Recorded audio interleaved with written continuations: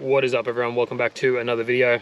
Today I thought it was finally time I did a somewhat review of the Mondraker Superfoxy R, which if you watch my channel, you know I rode it for quite a while. It was about 4 or 5 months I was on that bike, and that bike is a long travel enduro style bike, mountain bike of course. Dual suspension mountain bike. It was a full 29er. I guess we could just go over the components. It was very suspension heavy on parts, so most of the bike was pretty average for parts, except for the suspension. The suspension was pretty much the only good thing on the bike, including the brakes. Actually, the brakes were quite good as well. But anyways, I had a size medium, which was still quite big. I run a size large now, and that other bike still felt like it was longer. So it was a very, very long bike, which is what Mondrakers are. They are quite long bikes in the top tube and whatnot. I hope I got that correct. Anyways, it had Öhlins RXF 38s on it, which felt okay. I could never get them right. I've spoken to a lot of people about those forks, and it seems like you need a professional bike mechanic to get those correct, and I never got them correct. They always bottomed out here and there whenever I went on trips with the bike, as in like flying. Whenever I'd land, I'd have to pump up the forks again. For some reason they were completely empty, or one of the chambers was empty, because yeah, they had 2 chambers. Anyway, I'm not going to get into the forks because I don't know anything about them. Other than I didn't like them, because they just weren't, they were too confusing, I guess. I'm not sure. The shock was an Öhlins TTX Air, and it was really, really nice. I felt really nice on it. It felt plush, felt great. That was awesome. The rest of the components on this bike are pretty damn average. Like, you've got your SRAM SX Eagle shifter, which was, I don't know, it didn't screw up on me, so it was fine. The whole cassette and drivetrain was an NX, which is just bizarre for a bike this size, and this, you know, this bike's meant to be the gnarliest thing they have, other than the downhill bikes. And it come with an NX drivetrain, which is the lowest spec SRAM, well, not the lowest spec, it's the second lowest spec SRAM have, I'm pretty sure. But again, it didn't screw up on me. It was fine the whole time I had it. There was no issues there. The wheel set, garbage. I think the hubs on it were really nice. They were super boost, which is, that's what the frame is as well, of course. But yeah, the wheel set, the hubs were great. They sounded good. Again, no issues with them. The rims were complete dog shit. I destroyed the rear rim pretty comfortably within 3 weeks. No, it was probably less than that. I think it was 2 weeks. Yeah, I'm not sure what they were. I think they were E13s, but they must have been the lowest spec E13s you can buy, because they were pretty shit. Just gonna be real, that's just how they are. They yeah, well, that's how it was for me. I destroyed the rear rim pretty much straight away. I swapped it out for an FR541, and that was okay. It worked fine. It was great. The handlebars and stem combo were on-off sulfurs, whatever that brand is. I think it must be a Mondraker in-house brand. Same with the seat post. It was also an on-off brand, and the seat was, I don't know what the seat was. I still can't think of what it was, and it doesn't say it on the spec list, so it can't be. I think it might have been on-off as well. Crankset was a Drivetrain Descendant SX Eagle Super Boost, whatever all that means. The cranks were fine. They felt good. Yeah, they look good as well. That's pretty much most of the bike. The bike was also alloy, of course.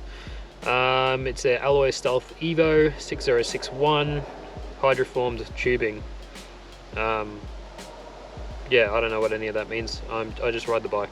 The best thing about the bike, actually, other than the shock, was the brakes. It had SRAM DB8 mineral oil brakes, and I think at the time that was the only mineral oil brakes SRAM had, and they were 220 rotors, I want to say. But anyways, it says 200 here. So they were really good, actually. The levers were kind of basic and boring, but brakes are brakes, and they felt really good. They were 4 pots, and yeah, mineral oil brakes are just the way to go. Let's be real. The other SRAM shit is, like I said, shit. The bike weighed in at over 17 kilos, so it was quite heavy. It had DH casing tires on it from new, which actually never blew up on me at all. I think I sold them with that as well. So that was great. So yeah, you've got a lot of cons for the bike, and then a few good things, like obviously the suspension is meant to be the best. Well, some people say Öhlins are the best suspension you can buy. The forks, I probably wouldn't buy the forks again, just because I couldn't work them out. No one could work them out that I spoke to. And yeah, the rear shock though was really nice. Yeah, the rims were bad. The derailleur and cassette are just a time bomb, ready to blow up. The everything else actually was all right, I think.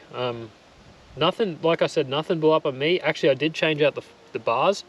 I felt like they were just too flat. I needed 10 or 20, I think I went 20 mil higher, and then the bike actually felt a bit better. But anyways, let's that's all the components on the bike. It's pretty average for a $8,000 bike. I didn't pay $8,000, of course. I got quite a good discount on the bike, but I did still buy the bike. It was not given to me, and there was no like deal where I had to say this bike's the best thing ever. Like, my first few weeks on the bike, I enjoyed it, and then from then onwards, I just didn't like it. Didn't like it at all. So yeah, feeling on the bike, it felt very very long, which is what they're known for. Long and progressive down chunky stuff, to be honest. Going down chunky stuff and, you know, flat straights of downhill was pretty good. I can't fault it for that. It felt pretty controlled and decent. Jumping was fine. I can jump any bike. So really I have no comparison for jumping, because I've been jumping bikes for 30 years, 20 years, 25 years or so. So, you know, jumping bikes is not a thing that I have issues with. So I won't delve into that, but it felt good for me for jumping. Not as good as my current bike, but yeah. Cornering was terrible.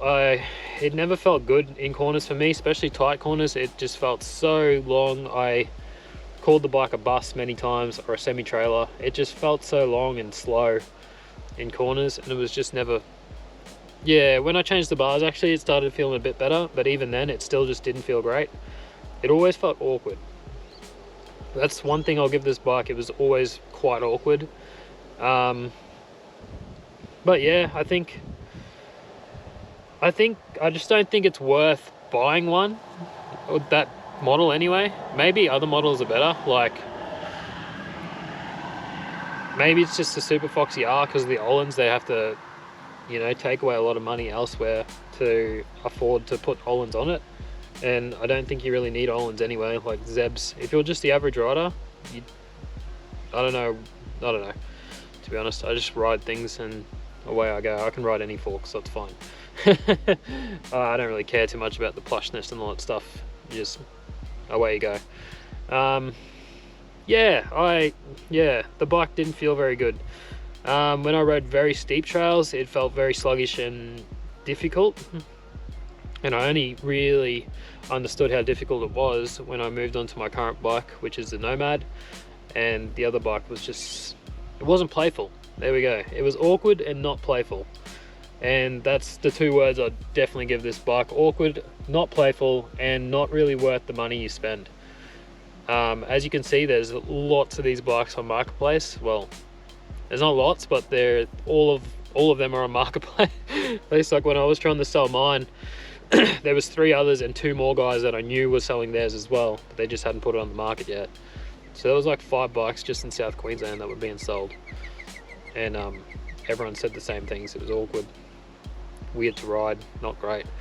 So I wouldn't buy another one, obviously. I'd probably try another Mondraker. Like, the downhill bikes look really good. You know, actually the color of the bike and everything like that looked really nice. I really liked it. It was a cool colorway. It was real Australian with the yellow and gold, and it looked pretty good. I didn't really like the hole in the top tube bit, but it looks like on the new bikes they've gotten rid of that. Also, maybe if I went for the carbon edition, it was pretty much like a stealth black bike, which looked really sick. Maybe the weight, well, it's actually only 2 kilos less, so that is quite a bit, but I don't think that would have changed too much in the feeling of the bike. So that's my review of the Mondraker Superfoxy R. Let me know your thoughts in the comments, of course, and tell me what you think. Again, I wasn't a fan of it, but maybe there's some people who have set it up better or something, you know. The thing I'll say is the dropper post was great. That was really good. Whatever brand that was, it worked fine, and yeah, that was good. Just thinking about that now. Anyways,